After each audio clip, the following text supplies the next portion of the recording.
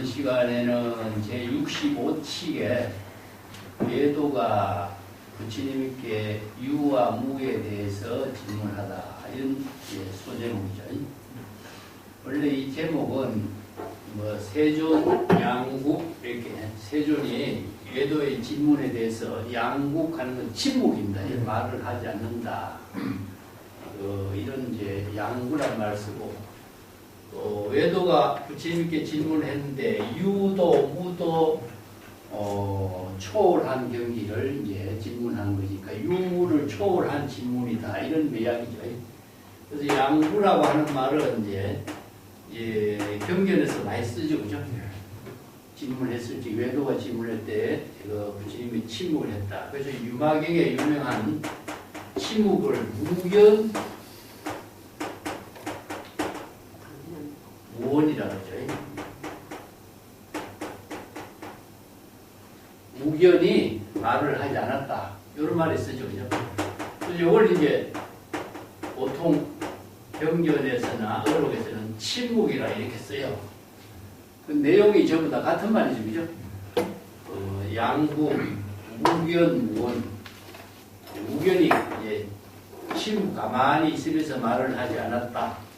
이걸 유마의 유명한 침묵이라 이렇게 말 써요. 그 침묵이란 말로 우리가 많이 전해주고 있는 것이 뭐니까 함용원 선생의 함용원 스님의 님의 침묵이죠. 그래서 이 님이라고 하는 그 주제가 있는 님의 침묵이란 말이죠. 오늘 프린트물 나눠주는 중에 교재로 유명한 우리나라의 이광수 육바람일에 나오는 그 님이란 말이 나와요. 그 육바람이라는 그 보살의 육바람이 실천행인데 그래서 나중에 같이 한번 읽어볼게요.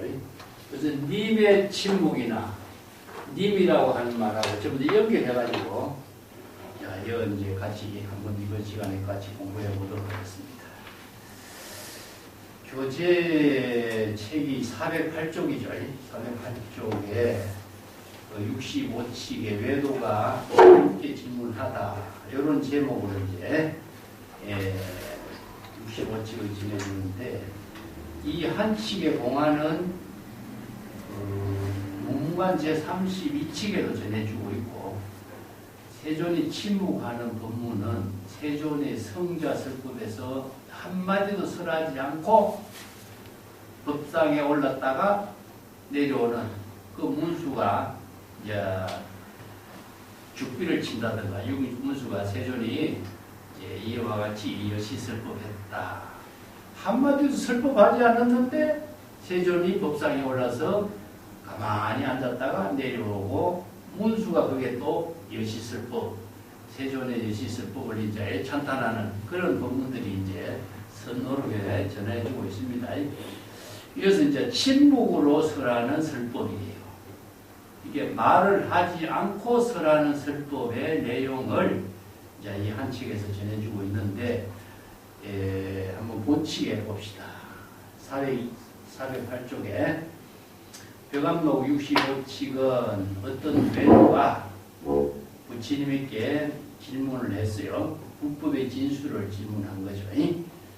언어로서 말을 하는 것, 언어로서 대답을 하는 것에 대해서도 내가 묻는 것도 아니고 또 언어로서 말을 하지 않는 것도 묻지 않습니다. 여기서 유언, 무언이죠. 그죠?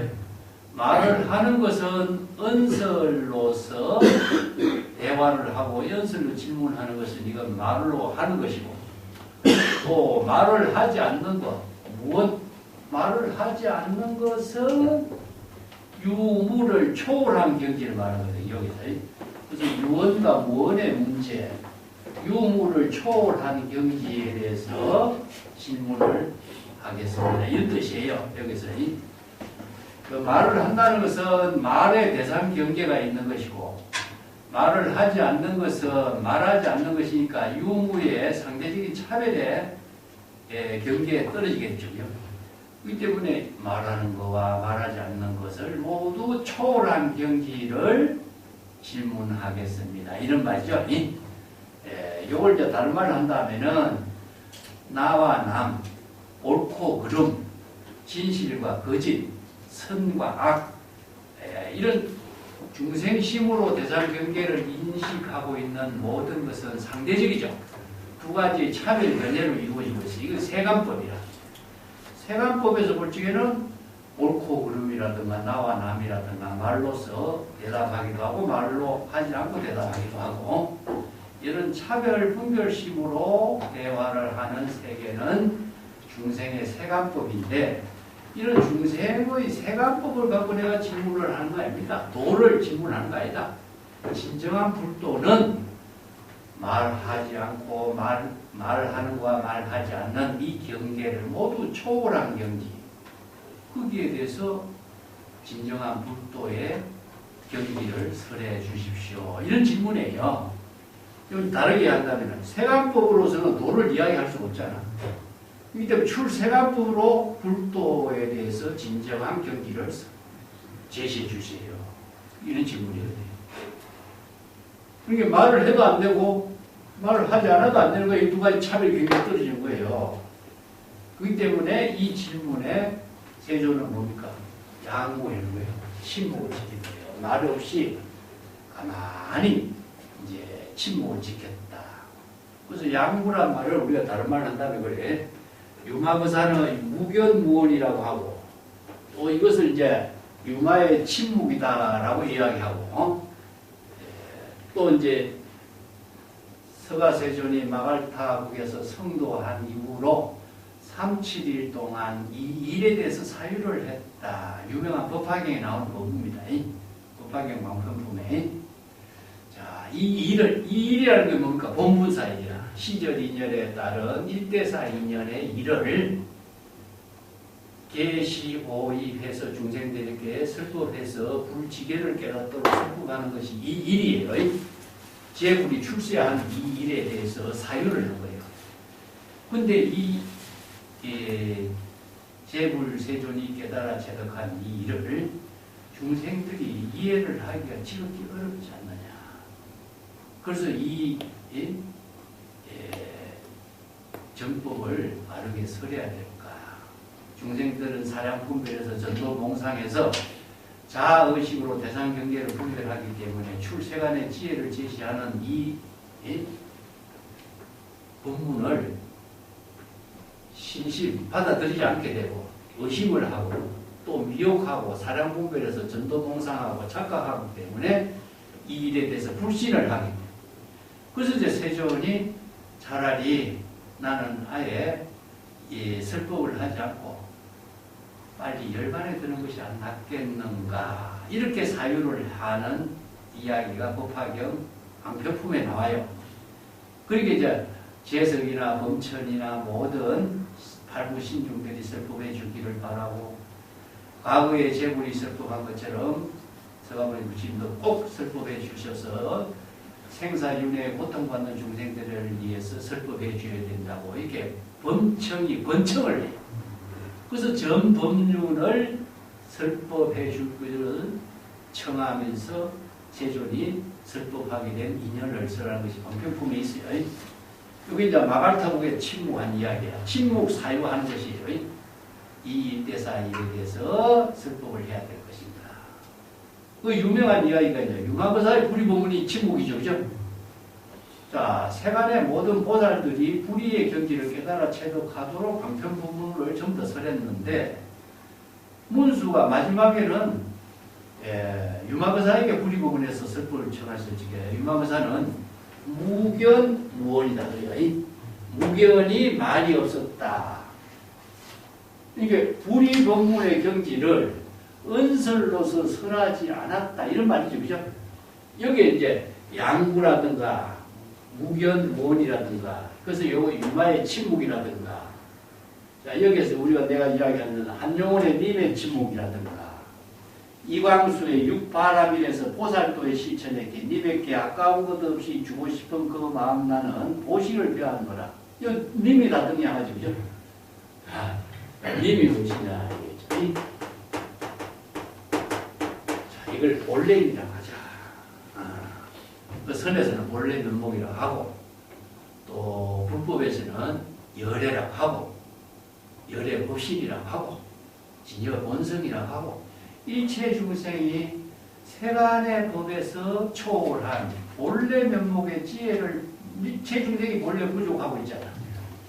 그래서 침묵을 하는 경지는 세간법에서 초월해서 출세간법으로서 본래 면목을 제시하고 있는 경지죠. 그죠? 그래서 요 큰 주제는 이런 구성으로 이루어져 있어요. 그래서 여기에는 세존이 양구했다 하는 것은 세존이 자기 열애의 본분사다. 열애가 제법녀이요. 그렇게 제불 열애 세존이 자기 본분사로서 침묵하고 있는 일이 유무의 차별의 모든 경계를 초월한 경지, 불도의 진정한 경지를 질문을 했을 때에 세존은 말없이 양구, 침묵했다.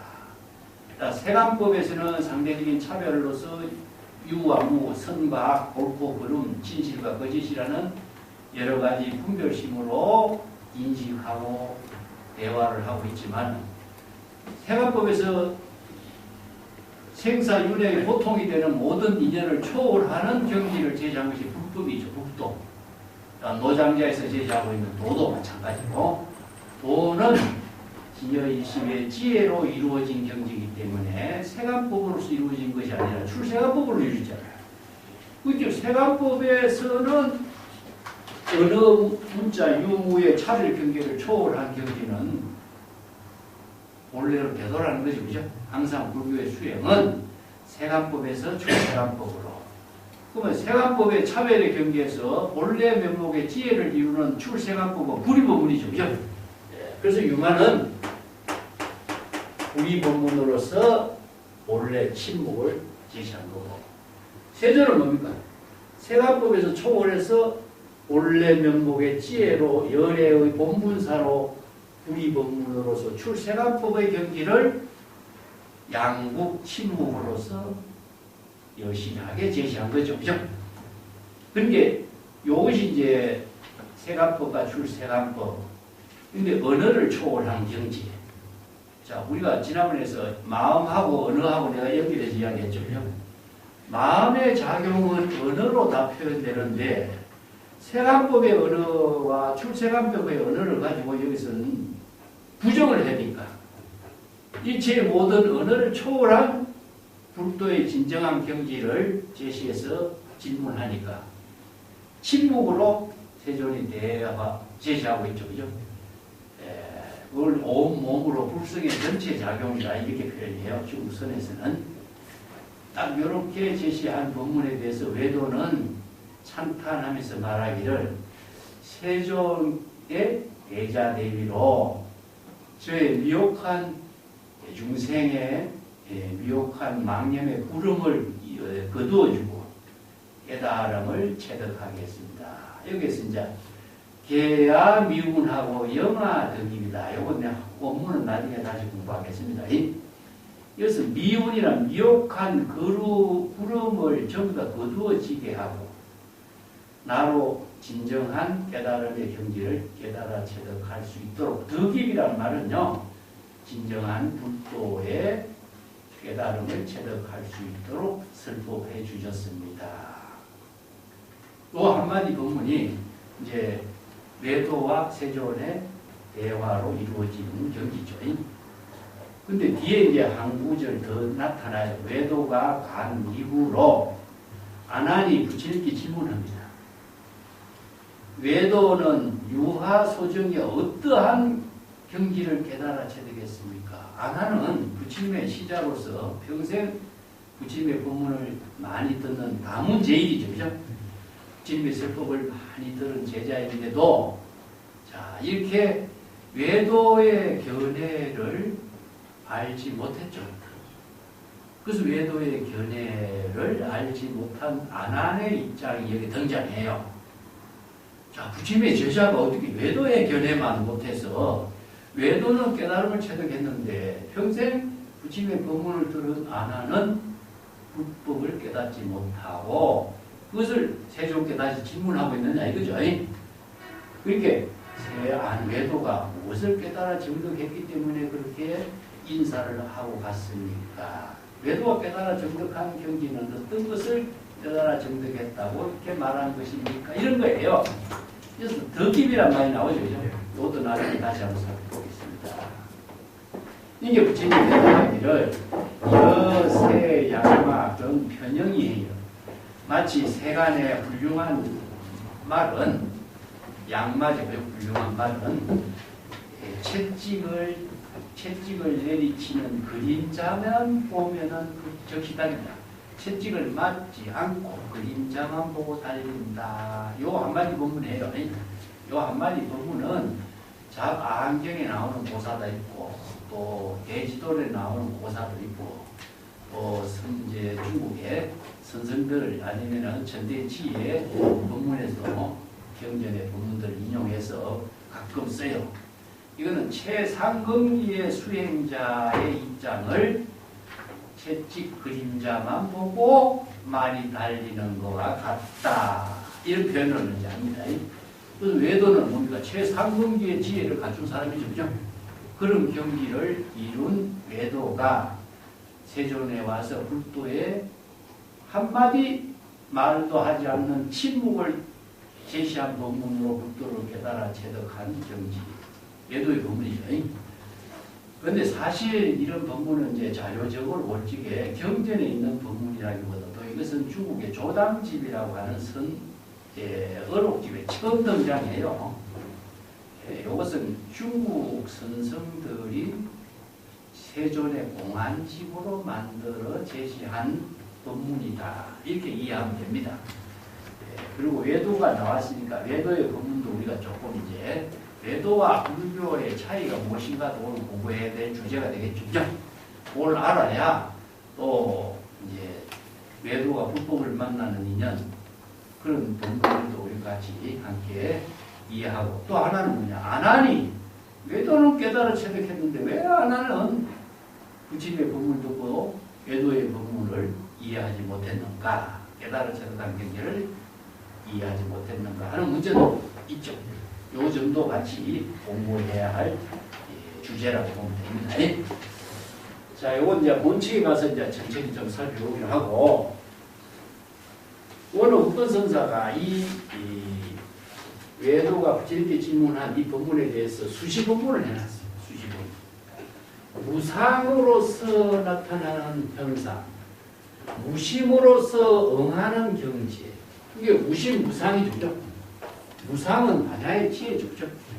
무심도 마찬가지입니다. 무심도 반야의 지혜를 이룬 경지고, 경계 중생심에 번뇌 망심이 없는 경지고, 무상은 자아의식의 대상 경계가 다 비워진 경지니까, 이게 무상, 무심, 무주, 무념, 아니면 무소득, 무소유, 전부 다 이게 반야의 지혜를 이룬 경지니까, 궁극적으로 뭡니까? 바로, 다르게 얘기한다면, 진여, 일심의 지혜. 진여일심의 지혜가 어디에? 시방세계 허공에 가득하고 방광이라고 하죠. 우리가 대방광을 항경하잖아요. 방광. 자, 여기에서 이제 어떤 사람이 이러느냐. 여기 주인공이 없죠. 그죠? 자, 여기에서는 뭐냐 하면은, 자, 밑에가 주인공이잖아요. 향상이다. 여기서 향상이는 주인공이 여기에 등장합니다. 자, 향상이는 보살도를 이루고 정법의 안목으로 부족해서 상구보리 하와 중생의 공덕을 회항하는 지혜를 부족한 사람이에요. 이게 향상인의 행리란 말이 여기 주제가 맨 밑에 나와요. 향상인은 진여의심의 지혜로 무상의 경지에서 자신의 모든 형상을 그대로 놔두고, 이게 무상의 경지에서 어떻게 형상을 놨죠? 시방세계 허공의 법계에 온전하게 자취나 흔적도 남기지 않고 지혜로 놔두는 거죠. 그죠? 그것이 뭐냐? 방광이라고 해요. 방광. 방은 무엇이냐 하면요, 정방황량이라고. 정방이라는 것은 반듯하게 올바르게 하는 것은 여법이라는 거죠. 여법. 여법하게. 정법에 맞추어서 우리가 요걸 여법하게 이치에 개합됐다 할 적 이치에 개합됐다는 것은 우리가 바로 법성, 원륜, 무의성, 법성을 말하는 거예요. 법성의 지혜가 무상의 경계가 이거 생략했죠, 그죠? 자, 여기서 진여일심이 뭐죠? 법성인 거예요, 법성. 향상이는 진여일심의 지혜로. 자, 이걸 법성을 이라고 해요. 진여 법성을 우리가 이사명년 무분별 이렇게 써야지, 그죠? 여기 바로 이제 화엄경에서는 방이란 말사. 정방향으로 반듯하게. 방은 무엇이냐 하면은 두루하면서도 온갖 곳에 두루하면서 한 군데도 감추어지지 않는 상태. 이건 뭐냐 하면은 진여 이법이 여법하게 지혜로 작용하는 경지를 살아. 다르게 한다면은 방방은 이사명년 무분별의 경지가 되죠. 그래서 대방방불 화엄경 할 적에 재불열애의 지혜가 여법하고 여실하게 10만 개송, 8만 4천 개송의 강편법문으로서 온 중생들에게 법계에 두루하는 지혜를 부족하는 법문을 사용하는 것이 대방방불 화엄경이다. 이렇게 표현한 거예요. 이게 중국 사람들의 표현 방법이 굉장히 스케일이죠, 그죠? 이걸 이제 화엄경에서는 그래서 현수법장 같은 사람들도 화엄경의 본문을 이사명년 무분별 이렇게 표현한 거예요. 이사가. 그래서 이제 화엄에서는 이사의 논리로 모든 것을 표현하는데 방방 그 자체가 뭡니까? 이사의 논리로 표현하는데 시방은 뭡니까? 시퍼 지여 법계에 두루하여 바로 진여 일심의 지혜는 법계에 두루하는 거죠, 그죠?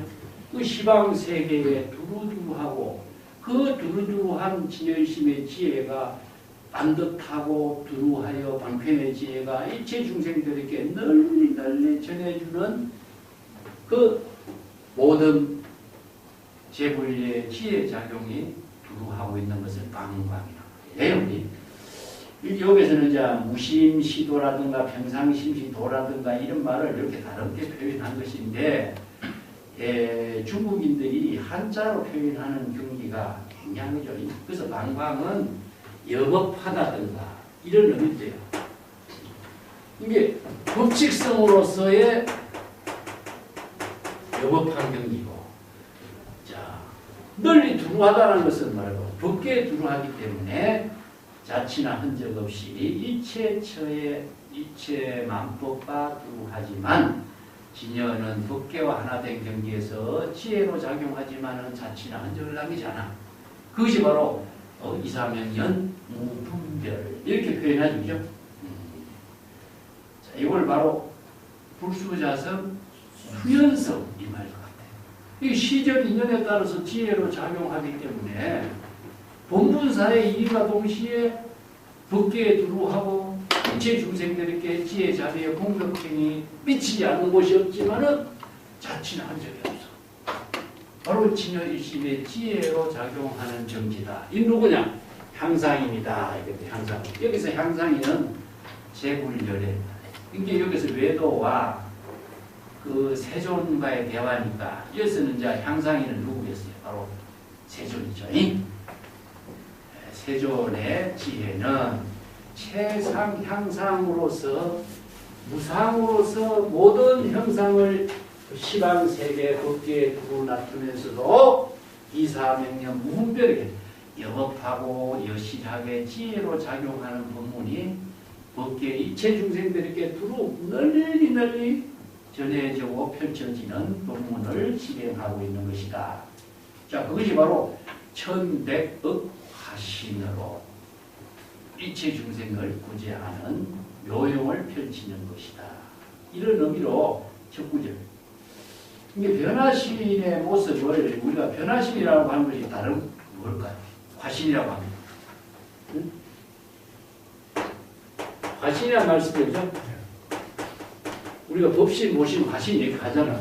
그 화신은 변화신인데, 자, 84,000 방편 법문을 설하는 것이 바로 변화신이에요.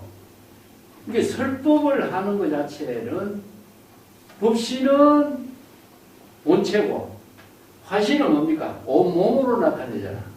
온몸으로 나타내는 것 자체는 몸과 입으로 언어로서 설법하잖아. 그렇기 때문에 변화신은 84,000의 방편 법문을 설하는 것 자체가 변화신이죠. 이게 서가모니 불이 천배법 화신이라고 쓰잖아. 그래서 삼신이 일체로 이루어져 있지만은 그 변화신이 여법하게 지혜로 펼치는 향상사의 일을 이루는 것을 바로 시방세계 법계 일체 중생들에게 정법을 바르게 설하고 변화신으로서 제불의 지혜를 일체 중생들에게 방편의 법문으로 설하는 것을 방방이라고 이렇게 표현해요. 방은 이야기했지만은 여법한 것, 광은 무엇이냐?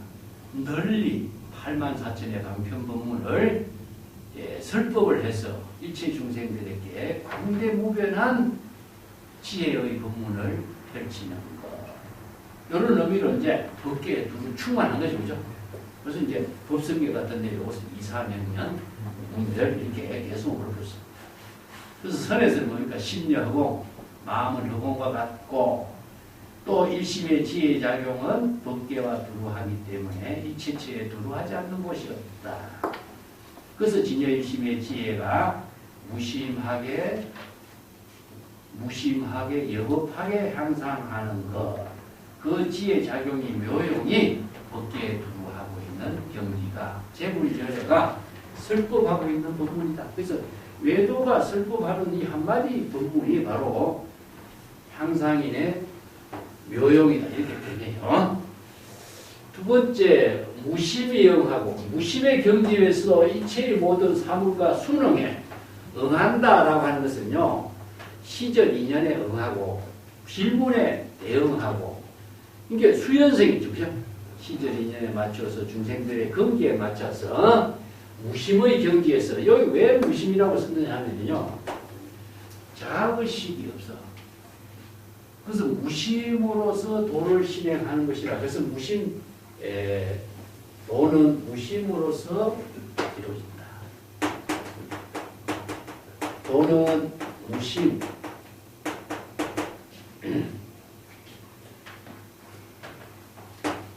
무심의 경지에서 이루어지기 때문에 사람의 무심합인이라고 할 수 있어요. 사람에 맞추려고 하는 마음작용을 갖지 않아. 앞에 어떤 사람이 등장했더라도 일심의 지혜로 작용하는 도의 작용은 무심의 경지이기 때문에 어떤 사람이든지 여기는 관계없어. 외도가 오든 제자가 오든 보살이 오든 어떤 사람에 맞추려고 하는 의식의 작용이 없는 거예요. 이게 도는.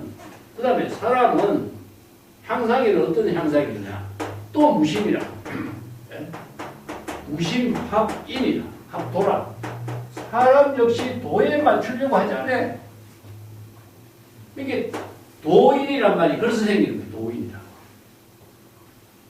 도인은 앞에 대상 경계에 어떤 사람이든지 언어나 문자라든가 대상 경계에 맞추려고 하는 의식이 작용이 없어. 이게 무심합도 이렇게 쓰는 거예요. 무심의 경지에서 지혜로 작용하는 것이 이체의 모든 시절 인연에 순응하기 때문에 편찰해 이 두번이요. 찰해에 두루해. 찰해가 뭐죠? 시방삼세 제망찰해 이런 말 쓰죠. 우리가 애물 드릴 적에. 찰은 뭐죠? 응? 찰은 국토.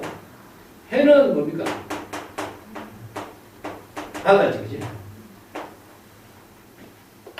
우리가 국토가 세계가 어떻게 이루어졌습니까? 세계 지도가. 육지와 바다로 이루어졌잖아. 이게 찰이라. 이게 찰은 육지고 해는 바다. 이게 온 세계가 삼천대천 세계가 시방 삼세가 모두 찰해로 이루어졌어. 그래서 시방 삼세 제망 찰해 이렇게 애를 쓰는 거예요. 이렇게 온 법계가 전부 다 바다와 국토로 이루어진 세계가 어떤 세계가? 중생이 사는 세계. 이 세계를 온 국토를 합쳐서 찰해요. 삼천대천 세계 하는 것도 마찬가지예요. 전부 다 육지와 바다로 이루어. 우리나라도 노래도 있잖아. 바다와 육지 이게 찰해라. 이게 시방삼세 제망찰해. 시간과 공간을 모두 포용한 것을 시방삼세 시간 제망찰해 모든 국토와 바다 이렇게 표현하죠. 이게 그 향상인의 지혜가 작용하는 것은 시방삼세 제망찰해에 일체처에 두루두루 하면서도 조금 더 번거롭지가 않다. 자, 우리가 왜 그럴까요? 일념적시 무량거, 염념, 일념 속에 우리가 시방삼계를 모두 포용하고 우리의 마음작용은 불가사의 해탈 경계에서 상적 상입이 이루어지는 거죠. 그죠? 공간적으로 시간적으로 상적 상입. 우리가 법성에서 그 개성을 잘한 일적 일체 다정일 일민중 함시방 이 말이잖아. 이게 일념의 작용 속에 우리는 찰나의 시방세계를 모두 포용하고 시방삼세의 모든 사물과 함께 하면서도 조금 더 우리가 장애되는 게 없잖아.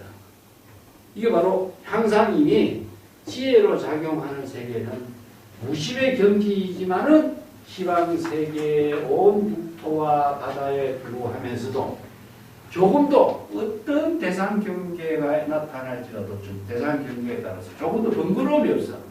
이건 무에 자제한 겁니다. 이게 무심의 경지이기 때문에 일체처에 무에 자제한 경지에서 자기 본분사의 지혜를 이루는 것을 이렇게 두 가지 향상인의 본분사야.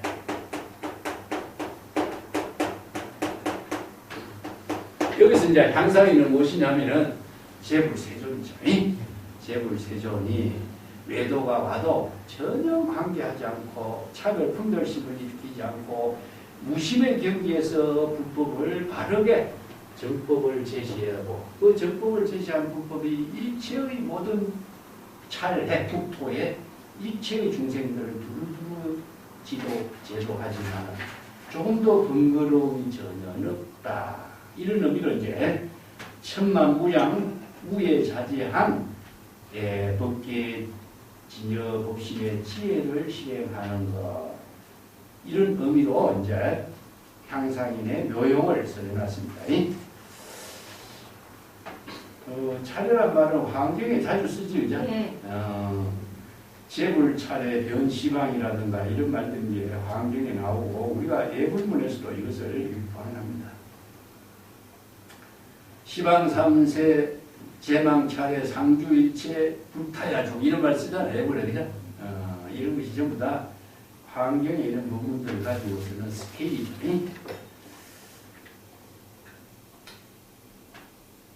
향상인의 본분사의 묘형은 일심의 지혜로 일체 중생들과 함께 하면서도 무심무사로 이루어지기 때문에 법계에 들어가면서도 조금 더 걸림이 없고 무에 자제하고 자치나 흔적도 남기지 않는 절대의 묘형을 펼치고 있는 모습이다.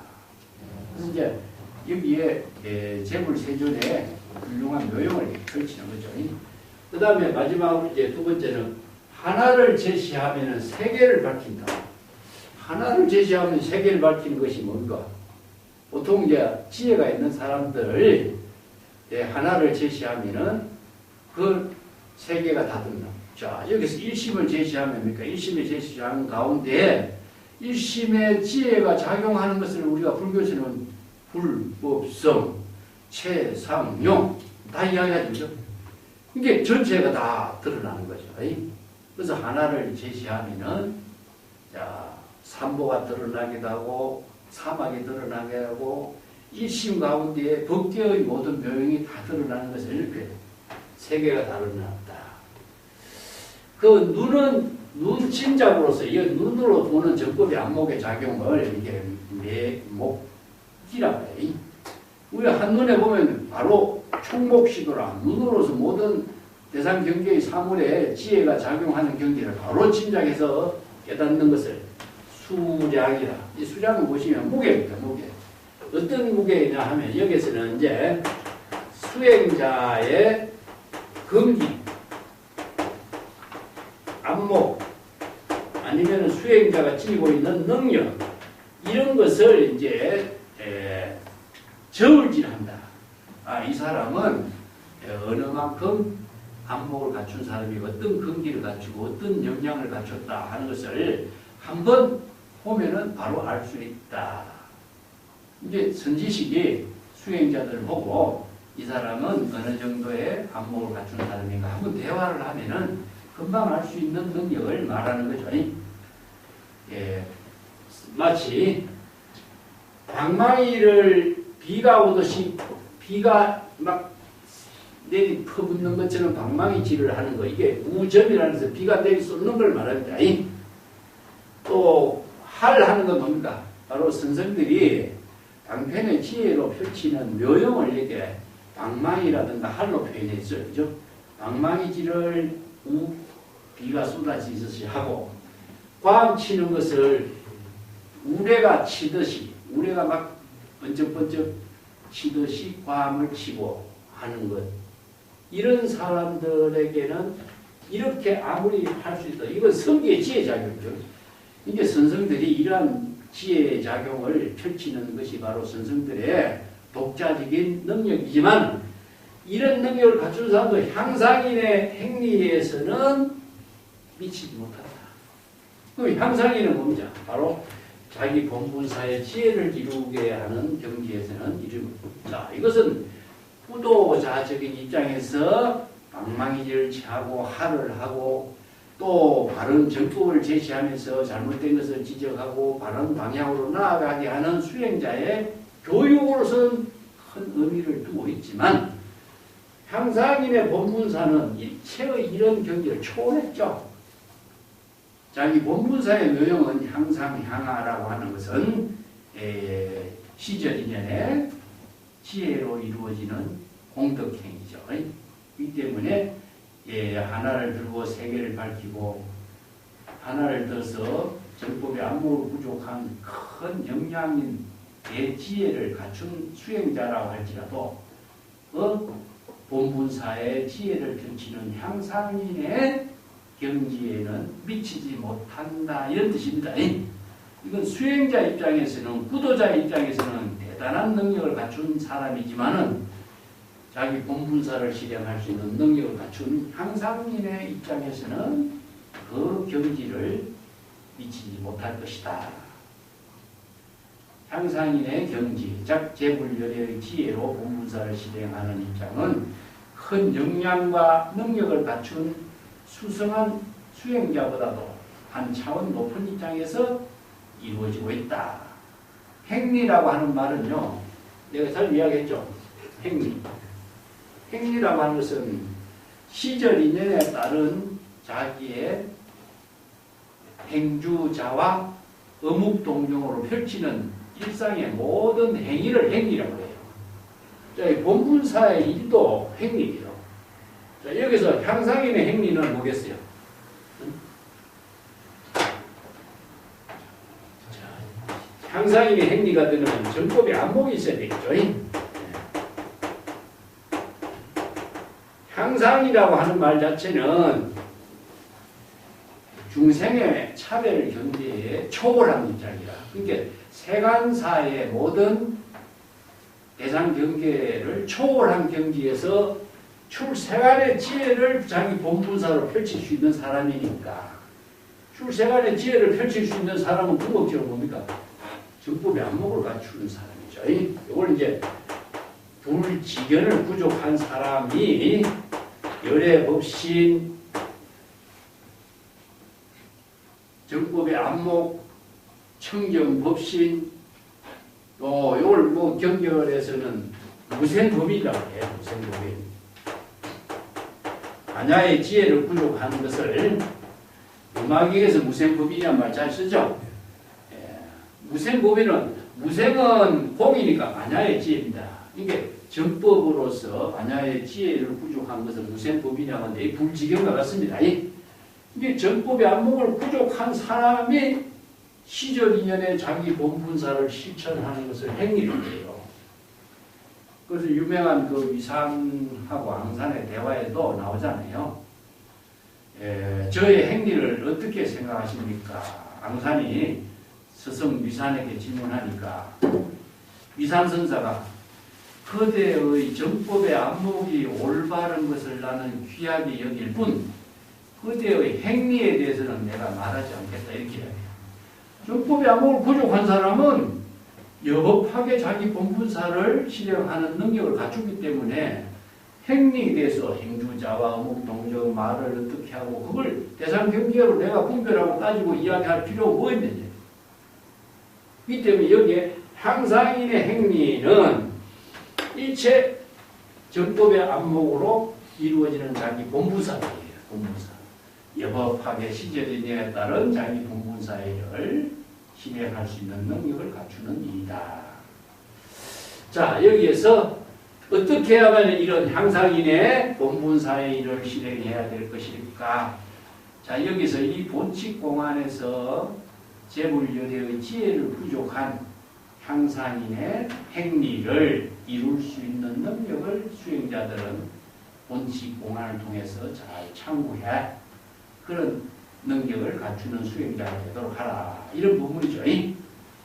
유명한 그 양무제 아니면 조주의 그 지도문안 이런 부분들이 전부 다 이런 능력을 갖추도록 제시하는 부분들의 내용이라고도 할 수 있어요.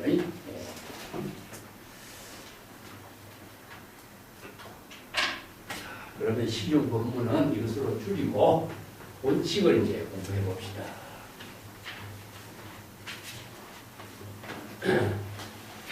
여기에 주인공이 세존이지만 세존에게 질문한 사람이 외도의 외도, 그죠?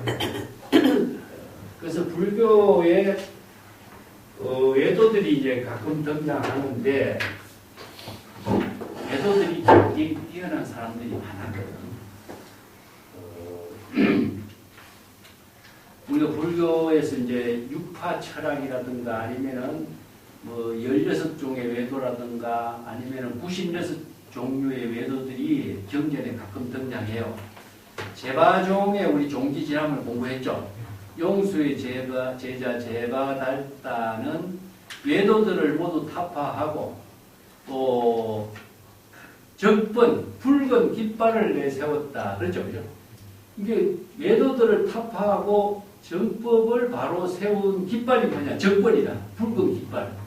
그래서 이제 그것이 기원이 되었고 사찰에 가면은 찰간에 붉은 깃발을 세우는 것은 정법을 바르게 세우는 것을 의미하고 있습니다. 그리고 오늘날 우리나라 중국에서도 이제 법당에 설법하면은 인종법사가 일방면 강의했을 적에 바람이 움직이는가 깃발이 움직이는가 했죠. 그게 깃발이 움직이는가 바람이 움직이는가 뭐가 움직입니까? 깃발이나 바람은 대상경계잖아. 그 대상경계를 우리가 보는 것은 이 유무를 대상경계로 보는 거예요. 궁극적으로 이 문제는 뭐가 연결됐느냐. 오늘 우리가 안한의 이야기가 연결되어 있어요. 같이 공부해야 돼. 염두에 둬야 돼. 바람하고 깃발, 유와 무 이런 것은 전부 다 대상경계를 보는 중생심의 차별상이에요. 그 중생심의 차별상으로서 보면은 세간법에서 벗어나지 못해.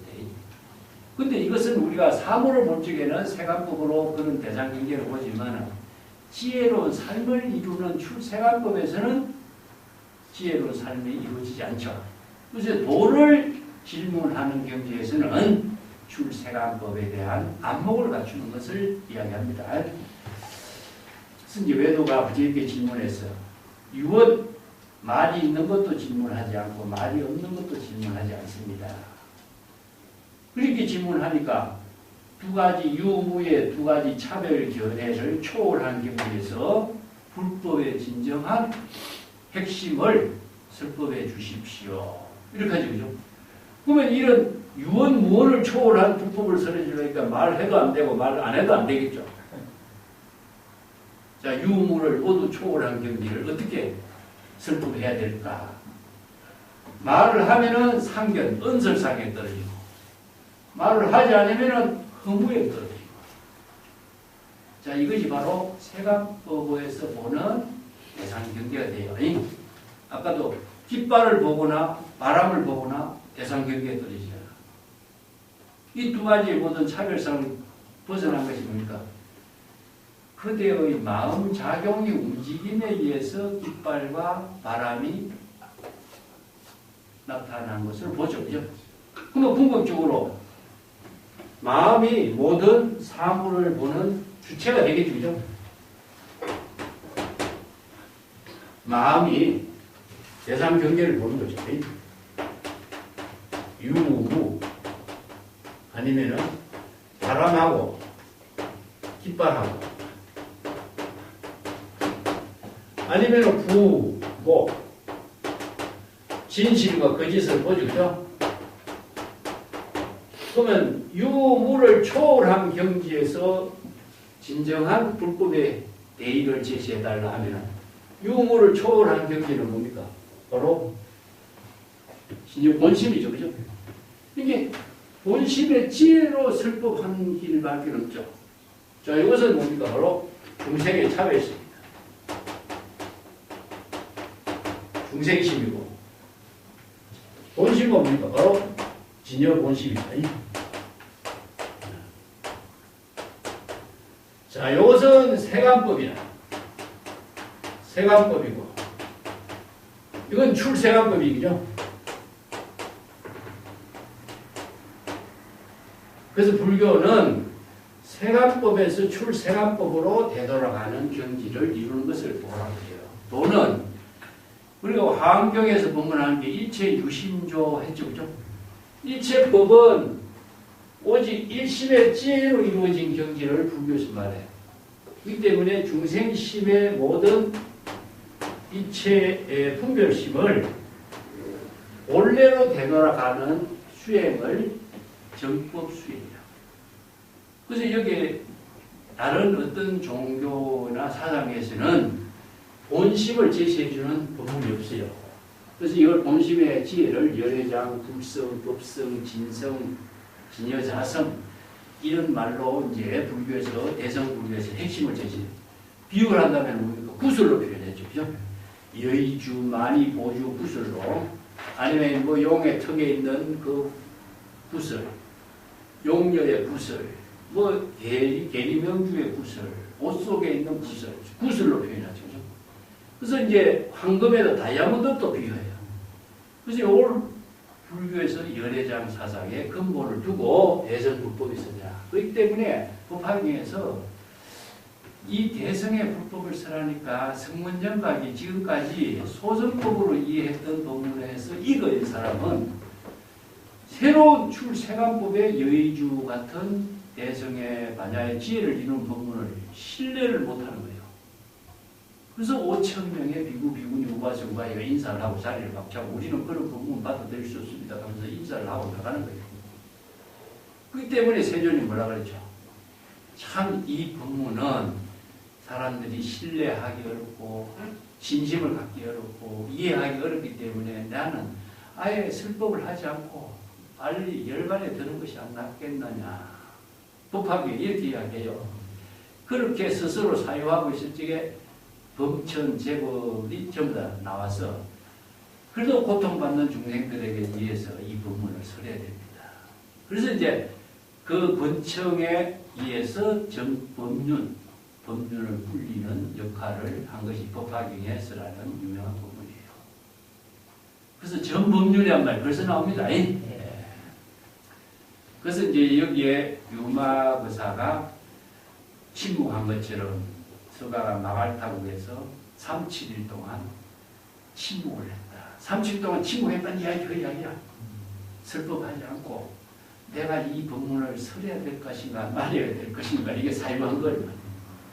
그 침묵과 사유라는 것이 그냥 멍하니 있는 것이 아닙니다. 침묵 속에 무궁무진하게 지혜가 이루어지는 자기 본분사의 작용이 있는 거죠.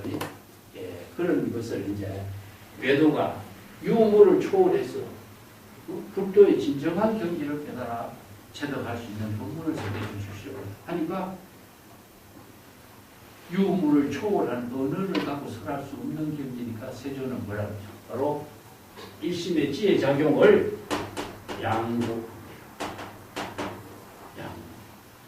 양구라고 하는 말은 아무것도 말을 하지 않았다는 것이지. 아까도 적어봤지만은 유마거사는 무견 무원이죠, 이제. 요걸 이제 무견 무원을 침묵이라고 해요. 그래서 이제 중국에서는 유마거사가 우리 본문을 무견 무원이라고 했을 때 이걸 침묵이라고 표현했는데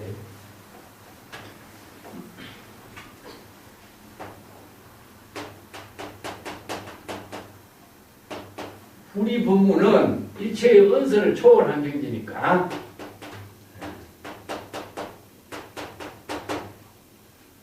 진여일심의 지혜를 이렇게 표현한 거죠.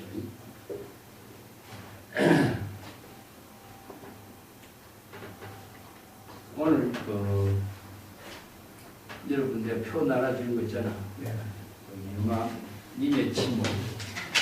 우리나라에 한용운의 그 님의 침묵도 유마경에서 쓰라는 님의 침묵을 중심으로 해서 이 시가 만들어진 걸로 볼 수가 있고, 뒷장에 주는 이광수의 육바람이 애인이죠.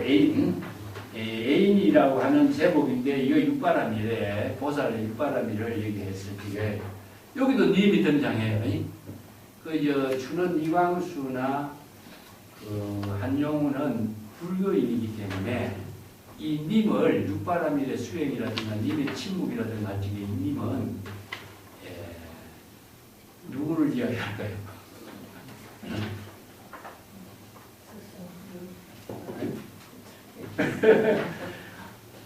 대상을 두고 있는 거 아니지.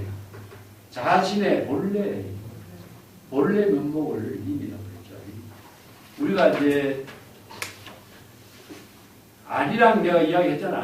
아리랑 그 진정한 자아의 근본을 깨닫는 걸 이게 아리랑이고, 사랑이라고 하는 말도 누구를 사랑하겠어요? 진정한 자아를 사유하는 것을 사량, 사유, 사랑 이런 말인 거예요. 이게 진정한 자아를 사랑하는 것 자체가 자아의 지혜를 이루는 것이 진정한 사랑이거든.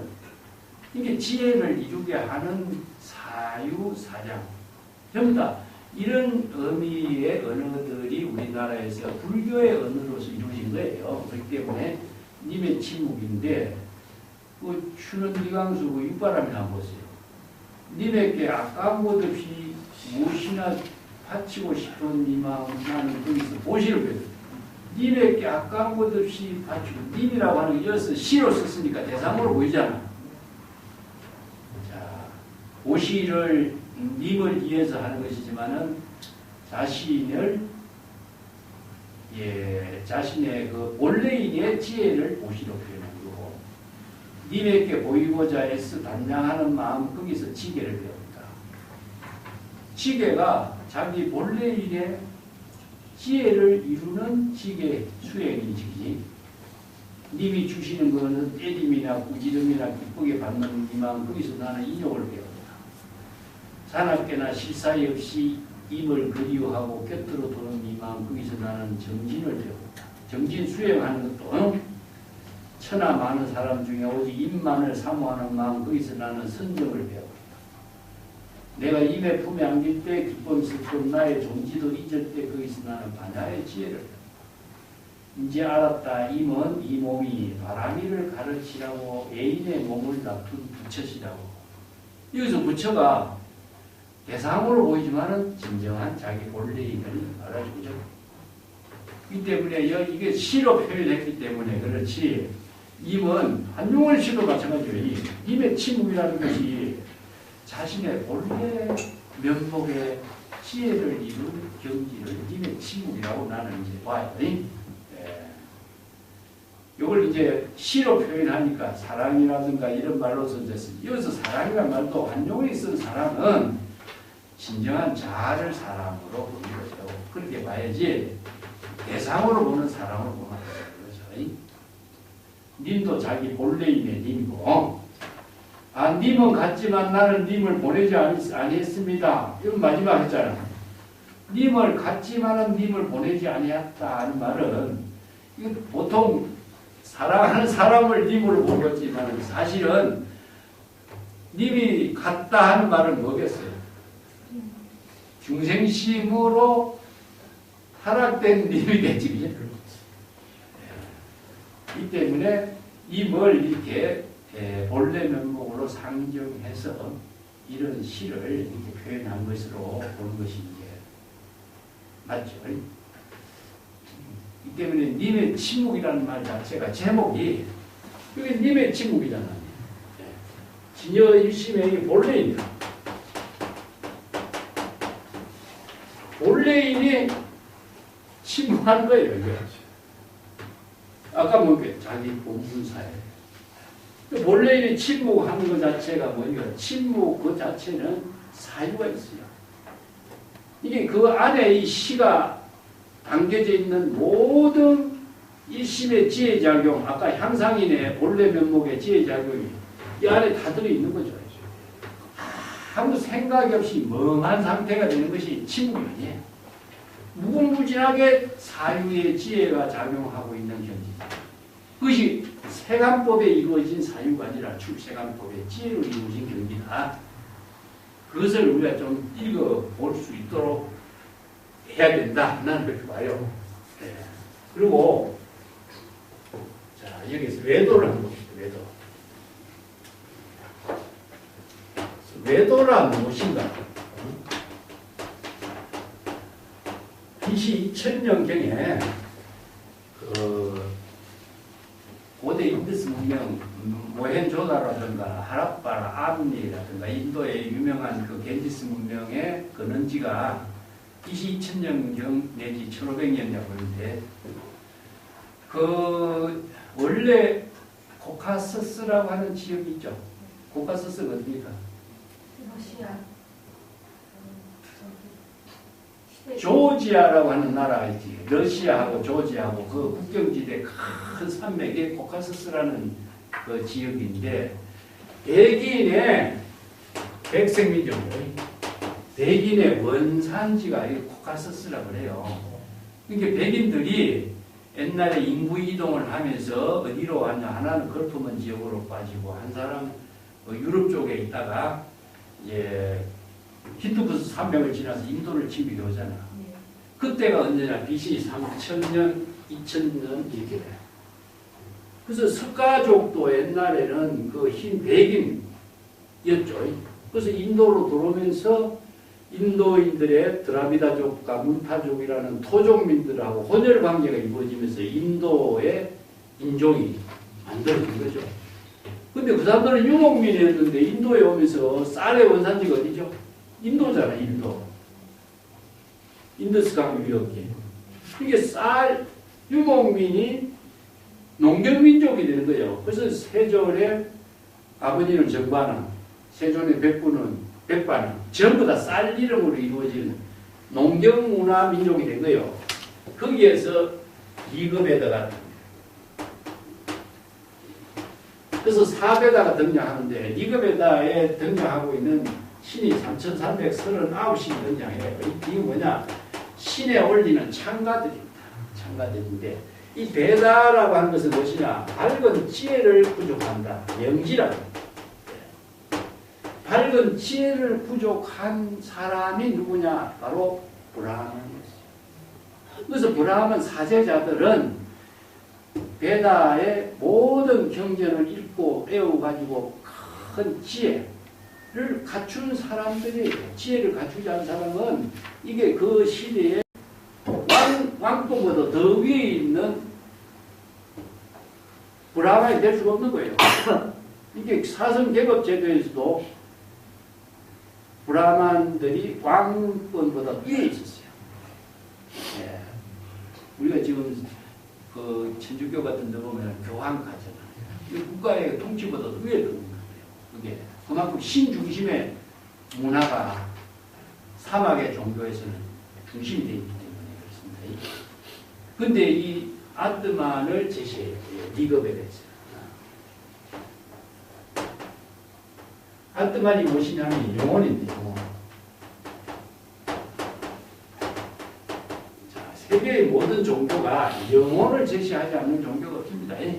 그래서 영혼을 제시해갖고 영혼이 해탈하는 법문. 그래서 불교에서 이제 똑같은 윤회설을 이야기하지만은 외도에서 윤회설은 뭡니까? 영혼이 해탈하는 거예요.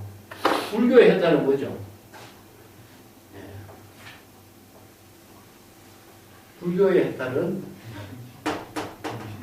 업에서 벗어나는 거죠. 그죠? 그래서 업이 불교에서는 전부 다 윤회의 근본 업장이 되잖아. 업의 장애가 되는 것이 바로 불교에서는 그 세간법에서 생사윤회의 업장이 되는 것이 생멸심, 분별심이고 이게 업이 되기 때문에 이게 윤회가 되는 근본 원인이 되지만은 여기에서 외도들이 이야기하고 있는 아토마는 무엇이냐면은 브라만을 내세워요. 범천을 내세웁니다. 이 범천은 브라만이라고 우주적인 영혼이고 아토마는 모든 존재의 개체적인 영혼이에요. 그렇기 때문에 우주적인 영혼하고 개체적인 영혼이 하나가 돼야 되는데 하나가 되지면 범하이려가 돼야 되는데 하나가 되지 못하면은 끊임없이 이제 몸은 쭉 없어지고 영혼은 거듭거듭 많은 뭐 동물이 되기도 하고 뭐 생물이 되기도 하고 이렇게 윤회를 받는 거라고 이렇게 믿고 있는 거예요. 그래서 이제 영혼의 윤회에서 해탈하는 것은 무엇이냐? 신의 지극한 신의 제사를 잘 올리고 창가를 잘 올리고 밝은 지혜를 갖추고 뭐 이렇게 신의 복종을 해야 되고 이런 문화권을 갖고 있는 것이 바로 범천의 귀를 시키게 하는 거예요. 그래서 범아가 하나의 경지가 되도록 했을 때 이제 해탈이 이루어지는 거예요. 이게 뭡니까? 전부 다 기도. 이렇게 모든 종교가 전부 다 기도라고 하는 거잖아요. 신의 무조건 절대 복종하는 거, 신의 무조건 순종하는 거, 신의 뜻에 따르는 거. 자, 이것이 전부 다 이제 신 중심의 종교 문화의 특색이에요. 예, 이런 문화권이 이제 외도의 중심인데, 밝은 지혜를 갖춘 사람이 누구냐? 베다의 모든 가르침을 다 외워야 돼요. 이게 신에 올리는 창가도 올리고 신에 올리는 제사 의식도 올리려고 이 때문에 외도들은 뭡니까? 명지, 밝은 지혜. 밝은 지혜를 펼칠 수 있는 그런 능력을 갖춘 사람이 외도들입니다. 이게 서가세존에게 질문한 사람이 당시 최고의 지혜를 갖춘 사람이라는 뜻입니다. 그냥 질문한 게 아니에요. 어떤 지혜냐? 천지 자연 만물 신에 대해서 모든 지식을 다 갖추고 있는 뛰어난 사람이라는 거예요. 그러니까 불교에서도 일체의 모든 제법을 불교에서 수없이 많은 방편문으로 설해놨다는 거죠. 그래서 베다의 모든 성전이라든가 아니면은 뭐 인도의 라마야나라든가 마하바라타라든가 이런 우디에 대한 서사시 같은 거 보면 우주적인 스케일이에요. 그래서 이제 고대 히랍의 신화가 많죠. 신화에 등장하고 있는 모든 이야기가 많지만 사실은 인도에 등장하고 있는 그 라마야라든가 마하바라타라든가 이런 서사시 같은 데는 어마어마한 스케일이고 다양하고 양도 어마어마하게 많고 이게 이 많은 지혜를 다 갖춘 사람이에요. 이게 이런 능력을 갖춘 사람이 자 서가세존이 이렇게 훌륭하다니까 서가세존이 진정한 도의 경지는 어떤 법문을 설할까? 똑똑한 외도 와서 질문한 거예요. 자 여기에서 이제 불교의 차이는 뭐죠? 불교는 불교에서는 해탈의 문제가 불교에서는 이어서는 영혼이지만은 불교에서는 무아설이죠. 그죠? 무아는 영혼을 부정하잖아요. 왜 무아설이야? 무아라는 것은 자아의 실체라는 영혼이라는 것은 존재하지 않는다. 왜냐? 일체의 모든 법은 인연법이기 때문이다. 이런 뜻입니다. 인과 연의 관계 속에서 인연관계, 연기관계를 이루어지기 때문에 일체의 모든 자아의 실체나 영혼이라고 하는 실체의 존재라는 것은 없다. 그러면 인연으로 생기는 것이 무엇이냐? 업이다. 이 업에 의해서 삼학도라든가 삼업이라든가 삼독심이라든가 모든 업이 무엇이냐? 윤회의 씨앗이 되는 것이다. 그래서 이 업장이다. 그래서 불교에는 업장소멸을 하는 거예요. 업장소멸. 업장소멸을 어떻게 해야 되죠? 불지련이 부족해서 망념이 일어나면 망념을 발심수행으로 지혜로 공덕행으로 바꿔야 되는 거죠. 그죠? 그래서 중생심으로서는 모든 것이 다 대상경계를 사량분별하기 때문에 생사윤회의 업이 되기 때문에 생사윤회의 업에서 해탈하는 법은 궁극적으로 진여본심으로 되도록 합니다. 그래서 불교의 수행법과 해탈의 수행법이 완전히 다른 종교와 차원이 다르죠. 자, 이것이 바로 인도의 모든 종교, 세계의 모든 종교가 신중심의 종교 문화가 이런 사고체계에서 이루어져 있어요. 이렇게 사막을 가는데 전부 다 양떼를 이끌고 가는 목자들이 신의 계시를 받아서 양떼들을 길을 이끌고 간다는 그런 사고방식이죠. 이 궁극적으로 뭡니까? 양떼를 몰고 가는 사람들이 생각으로 만들어낸 사고방식이죠. 그래서 리거베다라든가 이런 것도 엄청난 전부 다 시문화로 이루어졌습니다. 이 성전이 전부 다 그렇게 이루어졌어요.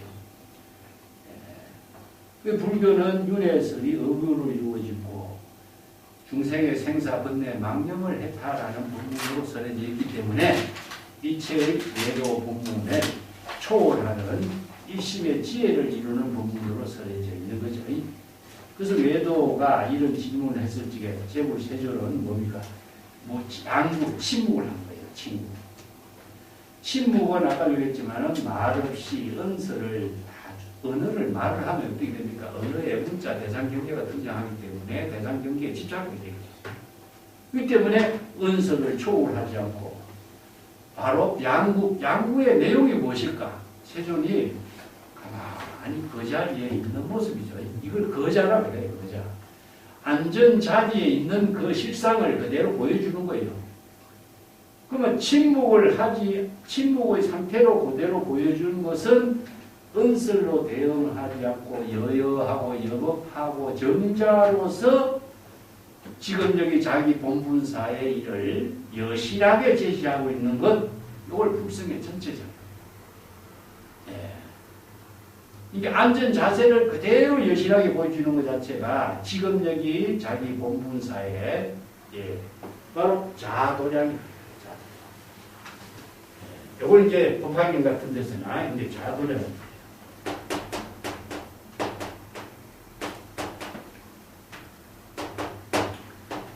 대통지성불이 식급자도량이요 항상 여여부동.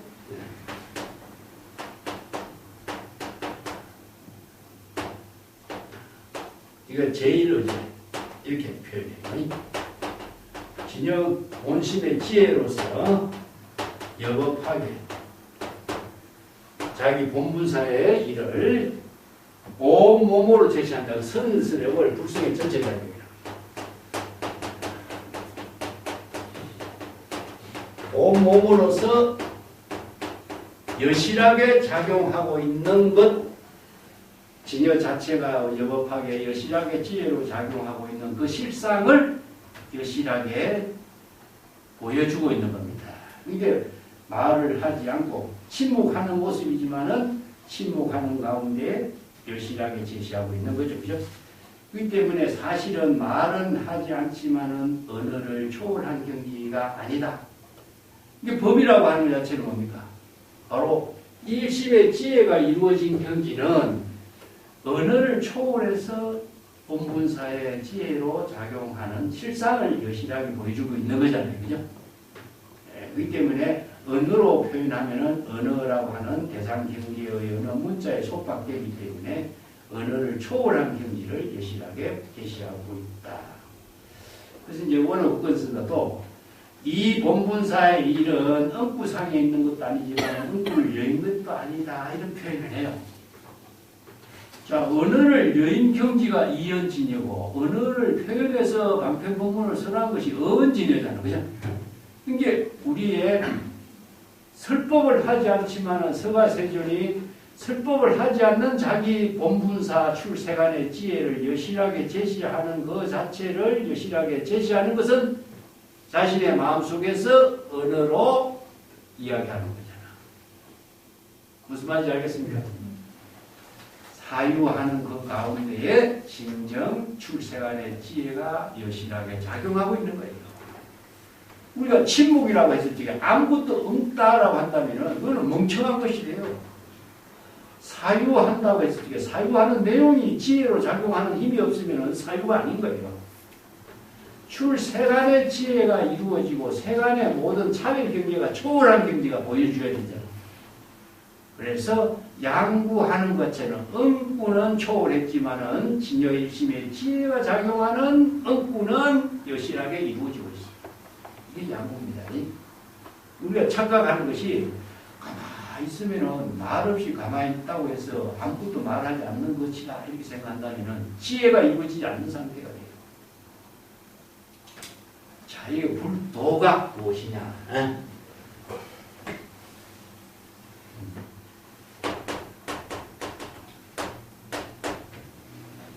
유마경에서 불도 보면 있죠, 그죠? 도는 어떻게 이루어진다 그랬어요? 도는 도라고 말하면 상도가 아니다. 명을 명이라고 말을 말이라고 한다면 말이 아니다. 그럼 어떻게 돼? 도를 도라고 말할 수도 없고 말을 말하고도 할 수 없다고 한다면 안 되겠죠. 이게 이제 논리상으로 굉장히 애매한 표현인데 불교에서는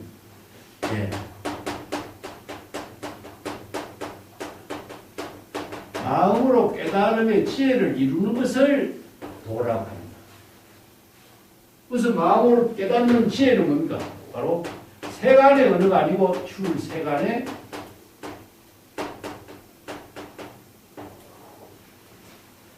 언어입니다. 그래서 불교에는 도는 불도, 불심의 지혜를 이루는 것이 불도잖아.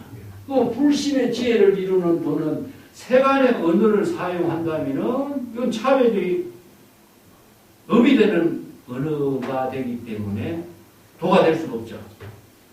출세간의 지혜를 이루는 법문에 의해서 도를 이루는 게. 그래서 침묵 그 자체는 말이 없는 상태가 된다면 이것은 무기가 되고 허무가 돼요. 출세간의 지혜로 이루어지는 자기 본분사를 여기서는 향상사라고 했어요.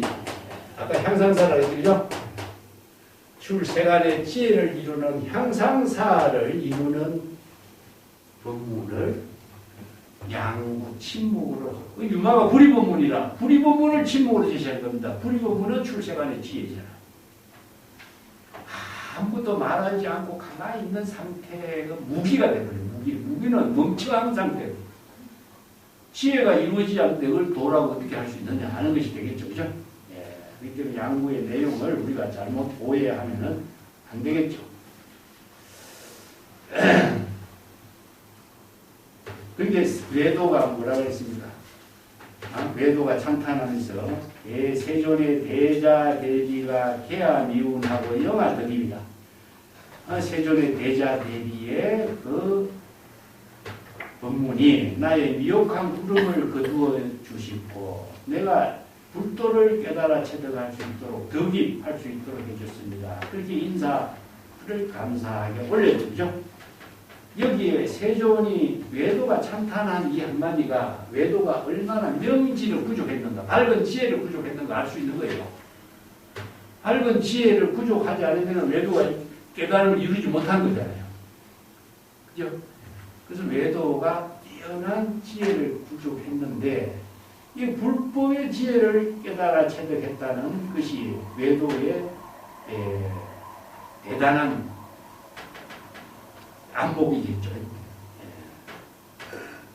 그래서 이체 양구는 일심의 지혜, 일심의 지혜를 이룬 경지, 유무, 범성, 부모 등 차별, 분별심을 초월해서 중생의 번뇌 망념의 부름을 다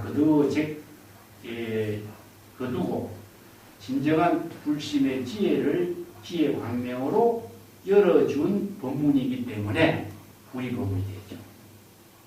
그래서 출세간에 세간법을 비우고 출세간법으로 중생심을 비우고 진여 본심의 지혜를 이루게 하는 법문을 설해준 것이 세존의 양구죠. 그죠? 그렇기 세존의 침묵, 양구는 출세간 지혜를 제시한 법문이다. 이런 의미입니다. 그래서 오늘 국본 선사가 영리한 사람은 단번에 몸을 바꿀 줄 안다. 전심, 중생심을 불심으로 바꿀 줄 아는 사람이다. 자, 이게 바로 정법의 안목을 부족한 사람이 이심전심으로 세존의 법문을 깨달아 체득하게 된 입장을 이렇게 밝히고 있죠. 이 법문이 안하고 또 연결돼요. 이 교재의 경우가.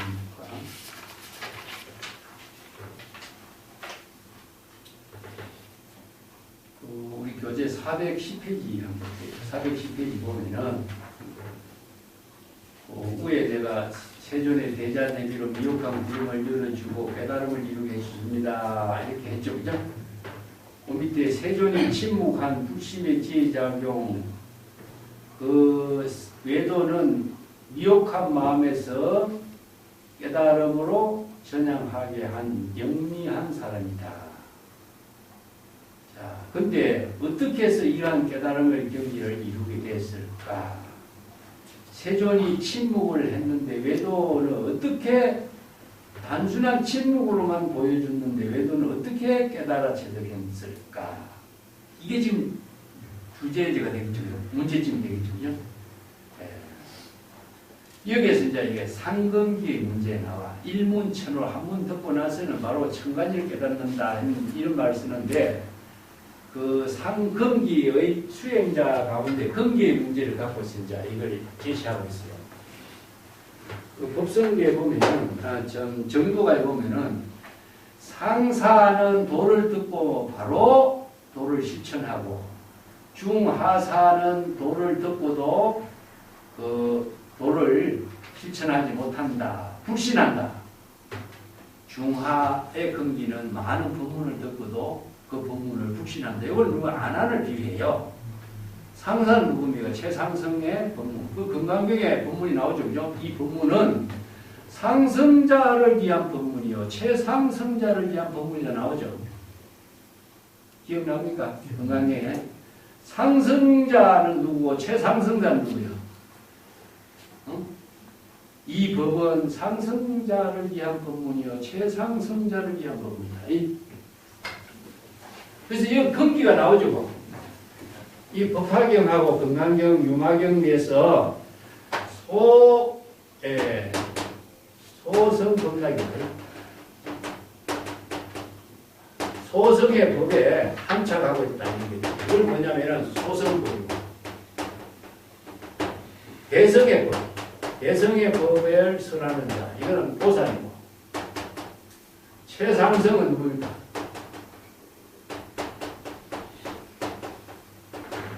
이건 부처.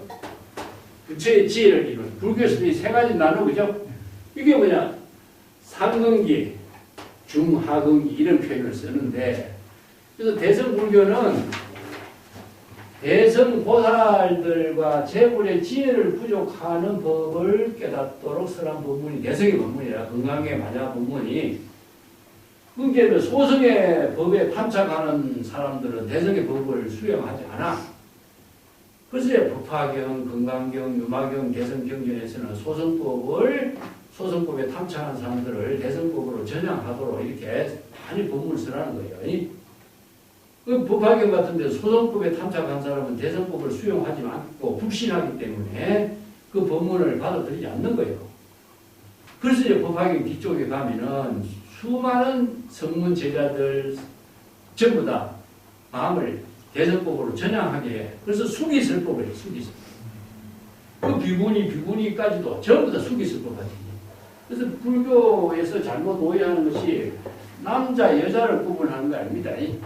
이게 여인은 성불하지 못한다. 이런 표현들은 이것은 그 차별상이에요. 이걸 불교에서 잘못 이해하는 거예요. 성차별하는 종교가 아니라 불교는. 대상 경계를 두면은 여인이라고 하는 대상 경계를 둔다면 남자와 상대적인 언어가 되는 거잖아요. 아버지 하면은 어머니와 상대적인 언어가, 성 하면은 아빠 상대적인 언어가 되는 거야. 상대적인 차별상에 떨어진 중생은 차별상 세간법에 떨어지기 때문에 대성법을 수용하지 못한다는 이야기예요. 마찬가지로 대성 최상승은 이체의 공, 반야, 대상 경계를 비우고 반야의 지혜를 이루도록 대성법을 쓰라는 거예요. 이 때문에 세존이 간 이후에 이제 안한이 이런 질문을 하는 거예요.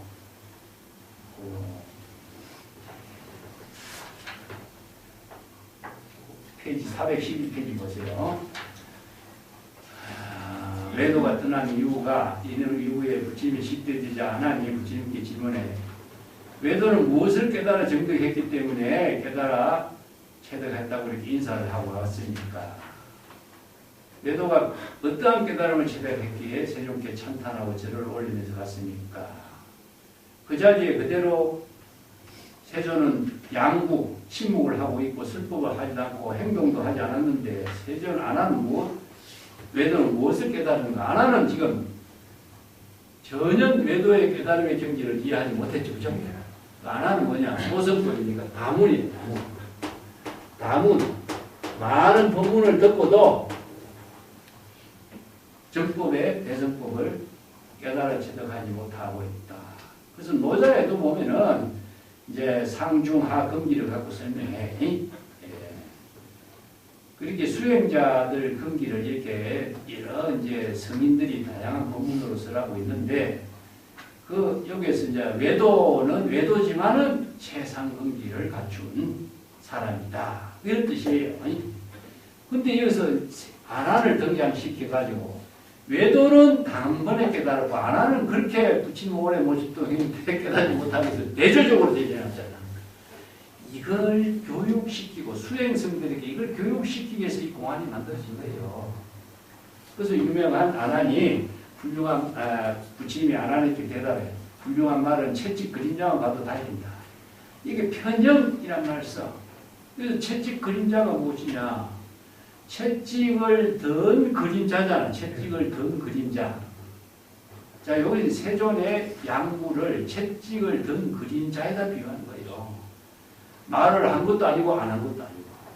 본분사로서 말을 달릴 수 있도록 채찍에 그림자만 들었다. 인데 요 자반경에 나온 말이에요. 이게 네 마리 종류의 말인데 첫 번째 채찍 그림자 봐도 놀라 달리고 지혜 있는 사람의 뜻에 따르고, 둘째는 채찍에 틀것이 닿으면 달리고, 세 번째는 채찍이 몸에 때려야 달린다. 네 번째는 채찍이 뼈에 사무치도록 해야 달린다. 이렇게 네 근기를 설명하는 것이 나와. 여기 이제 중국에서 아지간이라든가 대지도래라든가 이런 데 표현하는데, 여기서 세존이 침묵하는 것을 외도가 바로 깨달아서 달린 것은 채찍을 그림자만 보고 달린다. 이렇게 표현한 거예요. 근데 이 한마디 법문은요, 아무런 부처님 제자 중에 10대 제자 중에 다문 제일이 있다는 거죠. 그 다문 제일인데 왜 외도만 못하냐 이런 뜻이죠. 이런 것이 하나의 또 하나 여기서 우리가 참고해야 될 과제인데, 이 문제는요 어디에 근거를 두냐면은 수능경에 근거를 두고, 수능경 제4권에 보면은 안한이 이제 그때는 많은 법문을 나에게 청법을 많이 하고 다문 제일로서도 그 10대 제자 가운데서 주목받고 있지만 그때 스스로 번뇌망령을 완전히 소멸시킬 수 있는 안목이 없기 때문에 항상 마음의 신전도, 전도 몽상에 떨어져서 정법을 바르게 이해하지 못했다. 그래서 가슴에게 찰간의 깃발을 내려라. 가슴에게 부처님이 금남가사를 전한 이후에 무엇을 전했습니까? 이런 질문을 하기도 하고 그러죠. 이게 안한과 가섭과 재불과 연결시키고 안 하니 부처님 법문을 그렇게 많이 듣고도 왜 깨달음을 못 얻느냐. 이게 뭐냐. 바로 다문의 내용을 대상으로 두고 있다는 거예요. 대상으로. 어느 문자를 대상으로 두고 있으면은 지혜를 실행하는 안목이 없는 거죠. 어느 문자가 대상에 걸려 있으니까. 그래서 유언, 무언 이 문제를 타파하는 법문이 나와요. 그러니까 이제 그대가 진여 본심의 진실한 깨달음의 경지를 체득하지 못했기 때문에 바로 세속의 모든 차별상에 의심을 갖고 미혹에서 벗어나지 못했으니 그대가 진정 깨달음을 이루고자 한다면 내가 오늘 그대에게 법문을 써. 유명한 법문을 그래요. 그래서 아난에게 어떤 법문을 쓰랍니까? 수능정 가르친 사람이 뭐래나? 라우라가 아들이죠, 그죠? 그걸 라우라에게 종을 치게 하는 거야. 종을 치고 대중들과 아나니아 그 종소리를 듣느냐? 종소리를 듣습니다. 종을 치는데 종소리가 들리고 종소리가 사라지면 종소리가 안 들리고 나오지. 종소리를 치면 종소리가 들리고 종소리가 사라지면 종소리가 안 들리잖아. 이건 듣고 안 듣고 유언, 무언이 되잖아. 그러면 종소리가 귓전으로 옵니까? 소리가 귓가에 와서 소리를 듣느냐? 아니면 귀가 종소리 쪽으로 가서 소리를 듣습니까? 그 유망이 이제 수능경 이런 법문을 갖고 이거는 통해 법문을 쓰라는 겁니다. 그쵸? 자, 이걸 갖고 이제 안한을 교육시키는 차원 이걸 갖고 이야기합니다. 진여 본심의 지혜는 자, 소리가 있는 거와 소리가 있는 거, 소리가 없는 거. 자, 이걸 바로 유언, 무언.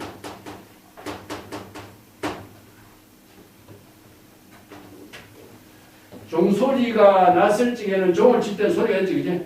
종소리가 사라지면 종소리가 없잖아. 그러면은 종소리가 있고 없고 하는 그 문제를 가지고 종소리를 듣는다면은 종소리의 유무의 대상 경계를 벗어나지 못하죠. 이것도 마찬가지죠. 유언도 말하지 않, 유언으로도 질문하는 것도 아니고 무언으로 질문하는 것도 아닙니다. 유언과 무언을 초월한 경지에서 불법의 대의를 제시해 주십시오. 이렇게 합니다. 그렇기 때문에 궁극적으로 이거는 세간법이라. 우리가 대상 경계를 아까 깃발이 있느냐 깃발이 없느냐 바람이 움직이냐 깃발이 움직이냐 이건 전부 다 대상 경계를 보는 중생의 차별상이잖아. 이것은 세간법에 있는 중생심이에요. 그렇기 때문에 중생심의 입장에서 안하니 소리를 듣고 소리가 없다 소리가 끊어졌다라고만 대중이 다 이해하기 때문에 대상 경계를 분별하는 미혹에서 빠져있기 때문에 소리를 듣는 진정한 소리가 없어졌든 소리가 있든 관계없이 소리를 자각하는 영명 진여 본심의 지혜를 알지 못하기 때문에. 자, 깃발이 움직이느냐 바람이 움직이는가 그대 마음이 움직이다 했지. 이 법문을 쓰여준 겁니다. 그렇기 때문에 대상 경계를 분별하고 언어가 있고 없고 소리가 있고 없고 깃발이 있고 없고 바람이 움직이는 대상 경계만 보는 한 영원히 그 미혹에서 벗어날 수 없어. 이건 세간법이야. 그 출세간의 지혜를 이루는 진정한 불법은 이러한 차별상을 떠나서 본래의 소리. 자, 본성에는 소리를 듣고 없고 유무의 모든 차별상을 초월한 경지다. 그러면 유언, 무언을 초월한 경지에서 양부, 자, 본심의 지혜작용이 뭡니까? 그죠? 이 법문을 진여 본심, 묘명각심을 깨달아 체득하도록 서라. 그렇게 안 하니 항상 소리를 듣고 기억하는 법에서 벗어나지 못하니까 본심을 깨달아 체득하지 못해서 항상 미혹에 빠져 있다고 세존이 지금 지적해 줍니다. 그래서 안한의 깨달음을 이루도록 설부한 법문이 무엇이냐? 종을 치게하고 종소리를 듣느냐? 그 종소리가 소리가 인고 끊어진 그 경계를 갖고 종소리가 들린다 안 들리냐 차별 경계에서 항상 있잖아.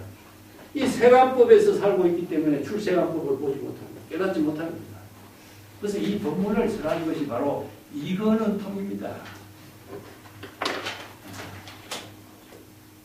그래서 불법 공부는 항상 세간법을 초월해서 본성의 지혜 작용, 열애장 묘명심으로 작용하는 진여일심의 지혜를 깨달아 체득하라. 이 법을 지으셨죠. 이 때문에 이 법문의 도리를 모르면은 전부 다 차별상에서 벗어나지 못합니다. 이런 말이에요.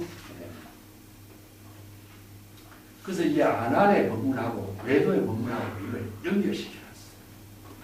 그래서 아무리 불제자라고 할지라도 정법의 안목을 갖추지 못하고 진정한 불법의 대의를 알지 못하면 세간법에서 벗어나지 못해요.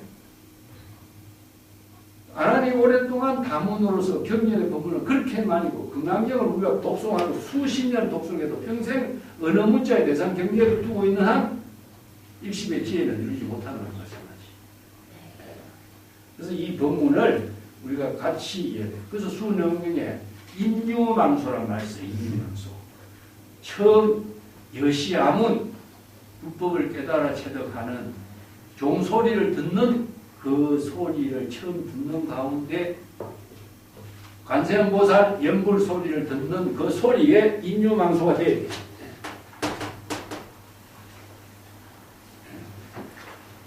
그래서 외도는 양구에 일체의 모든 대상 경계를 다 피우고요. 인유를 입이라는 글자 이게 들어가다 하면 안 돼. 의식의 흐름을 바꾸다. 전이 전. 전이다 전심. 중생심을 불심으로 바꾸는 거예요. 그렇게 의식의 모든 대상 경계가 다 소멸됩니다. 그래서 인유성정각 유광저 수능경에 그런 말씀이야. 인유 성정각. 근데 인유라고 하는 말을 전부 다 흐름에 들어가다 이렇게 수능경 운어 스님 옛날에 번역한 번역을 이렇게 해놓으니까 전부 다 운어 스님 말에 다 따라서 이렇게 번역을 다 하다 보니까 의식의 흐름에 따르다 보니까 어떻게 정각이 이루어지노? 의식의 흐름을 바꿔야지. 중생심으로 작용하는 의식의 흐름을 진여 본심으로 바꾸는 게 인유라. 그래야만 정각을 이루는 거죠. 그래서 이거는 통을 이룰 적에 관세음보살이라는 소리를 진여 본심이 자각하게 된다면은 자각하면서부터 의식의 흐름이 바뀌시는 거예요. 그러니까 이거는 통이 이루어지는 거예요. 그래서 연불수행이라든가 모든 법문을 처음 여시 암문하고 수지 독송했을 때 의식의 흐름이 바뀌지 버려야 돼요. 이게 왜 출세간의 지혜로 설한 법문을 듣고 세간으로 인식하는 중생심의 의식이 바뀌어야 되는 거거든. 그렇기 때문에 의식의 흐름을 바꾸지 못하면 중생의 미혹에서 완전히 벗어날 수가 없고 세간의 생사윤회의 유전에서 탈피할 수가 없다. 그런 말입니다. 자, 개송을 봅시다. 개송의 성기의 지혜 바퀴에 굴리지 않으니 굴리면은 반드시 양쪽으로 차별 경계에 떨어지게 됩니다. 여기 이제 뒤에 어문이 있는데 기윤, 정, 이전이나 이 기준이라는 것은 이제 일심의 신령스러운 성리 지혜 작용이 이제 사량 분별로 대상 경계로 전향되지 않는 거, 바뀌지 않는 거 이런 뜻이야. 그 다음에 전필 양두. 이게 의식의 마음작용이 전향되고 바뀌게 되면은 두 가지 차별 경계로 치달리게 된다. 이 기륜 전처라고 해서 수레바퀴가 돌아가는 것을 기륜이라고 하는데 이게 일심의 깃털이죠. 일심의 지혜가 작용하는 것을 이렇게 중국 사람들은 수레바퀴가 굴러가는 데다 비유해놨어. 이게 뭐와 같으냐면요. 우리들의 마음작용이 중생심으로 작용할 것이냐 불심의 지혜로 작용할 것이냐 하는 것에 따라서 이게 굴러가잖아요. 자전거를 탈 적에 우리가 수레바퀴를 굴리지 않으면 자빠지는 거예요. 우리의 마음작용은 가만히 있을 상태가 아니라 항상 작용하고 있는데 중생심의 언어를 사용하면 중생심이 떨어지고 불심의 출생한 지혜의 언어를 사용하면 출생한 지혜로 공덕을 이루게 돼 있어. 이게 마음의 작용이 항상 부르는데 어떻게 바꿀 것이냐. 안목이 있어야 바뀌는 거죠. 그래서 안목이 없는 사람은 차별 경계에 떨어진다. 그래서 안목이 있는 사람은 차별 경계에 떨어진 자신의 마음을 바꾸는 거예요. 그렇기 때문에 일심의 지혜 작용을 어떻게 전향시키냐 하는 것에 따라서 이제 중생이 되느냐 부처가 되느냐 이거예요. 내가 잘 이야기 때문에 각 오사는 각 무정이죠. 그죠? 중생이 되느냐 부처가 되느냐 마음의 작용을 세 가지로 이렇게 심불중생 이 세 차별이 없다. 이게 각이 되는 것은 뭡니까? 출생한 지혜가 되는 거지. 언어가 출생한 지혜의 방편분문으로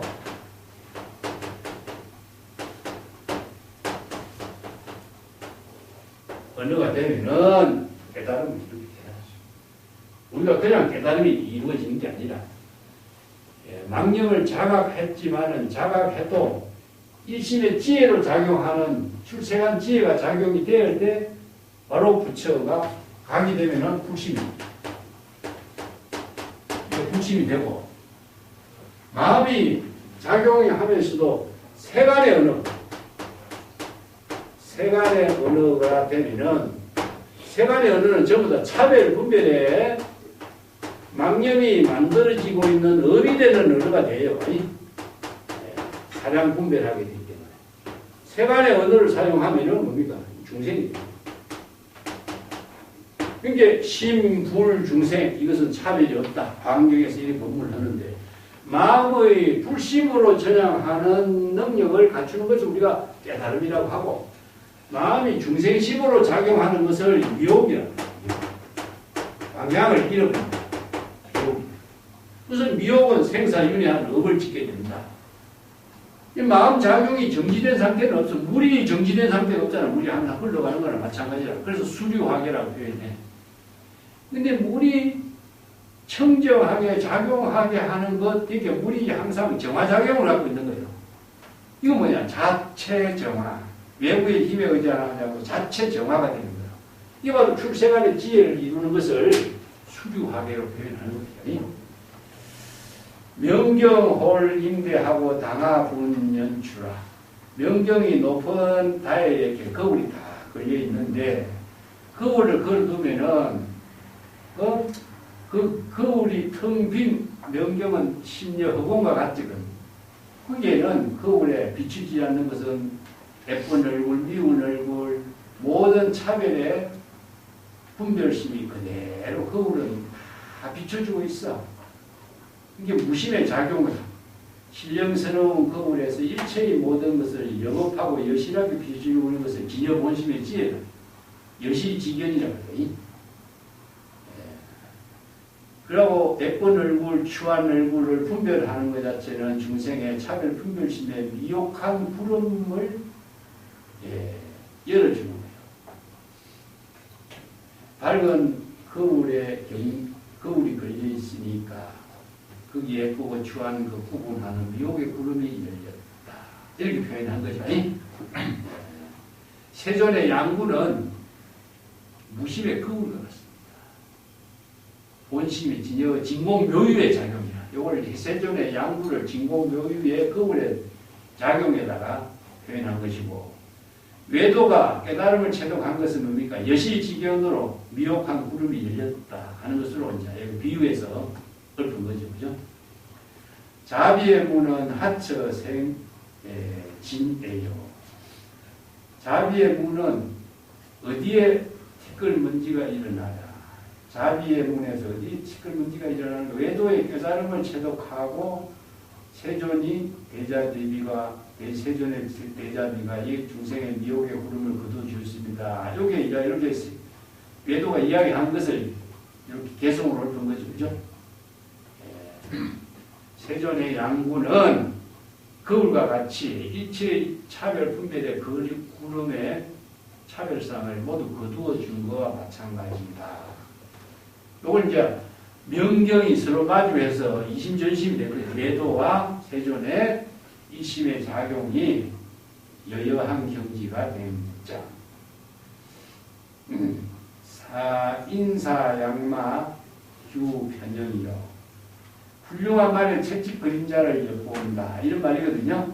그래서 이제 안함의 질문에 세존이 대답한 말을 하고 훌륭한 말은 채찍 그림자 목은 달린다. 천리 주풍 환득해요. 천리를 달리는 명마 주풍. 주풍은 진시황의 명마 이름이 주풍입니다. 천리말을 달리는 명마 주풍. 그 부르면은 다시 되돌아온다. 이런 말이죠. 그죠? 이렇게 뛰어난 명마가 그렇게 말을 잘 듣고 채찍 그림자만 봐도 달리지만은 부르면 곧 주인의 말에 응하는 것. 이거 뭡니까? 이심전심으로 세존과 그 외도의 그 세계가 불의의 경지로 이루어진 것을 이렇게 비유해서 읊은 거죠. 마지막 구절은 환덕해명 지상하여.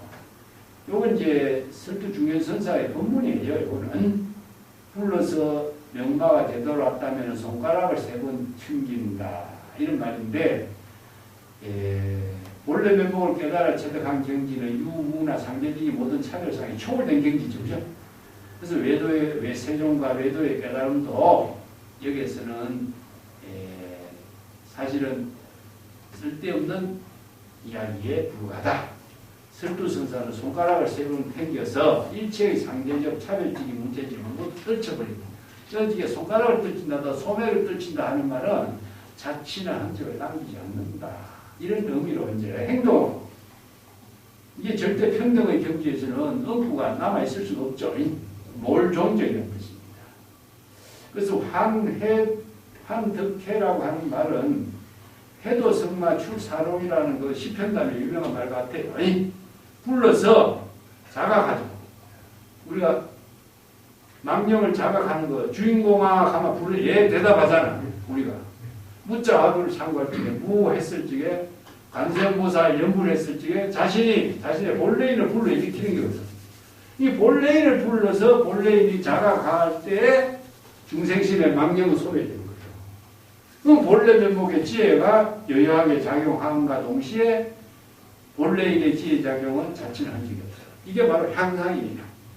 그래서 설두중견선사는 향상인의 본래 면목이 지혜로 작용하는 경지를 이렇게 마지막 개성으로 정리해서 읊고 있다. 이렇게 보면 됩니다. 자, 오늘 여기까지 합시다.